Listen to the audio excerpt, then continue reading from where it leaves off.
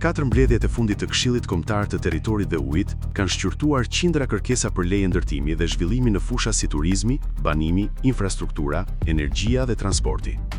Në mbledhjen e 30 marsit 2026, spikati kërkesa për shtyrjen e afatit të lejes së ndërtimit për fazën e parë të inseneratorit të Tiranës, projekt që vijon të mbetet i papërfunduar pavarësisht kostove të larta dhe hetimeve të shumta që e kanë shoqëruar.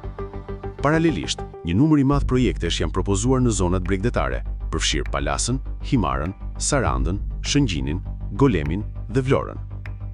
Shumë prej tyre parashikojnë ndërtime të larta rezidenciale dhe hotelerie, me godina që arrin deri në 27 kate në Shëngjin, 24 kate në Golem dhe 33 kate në Vlorë.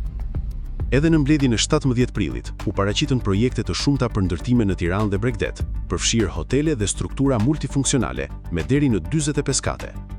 Në listë përfshihet edhe projekti Grand Hyatt Palace në Himar, me funksione hotelerie, kazinoje dhe shërbimesh. Ndërkohë mbledhjet e 24 dhe 29 prillit vijuan me kërkesa të reja për ndërtime shumëkatëshe në Tiranë, Fushkruj dhe zona të tjera bregdetare.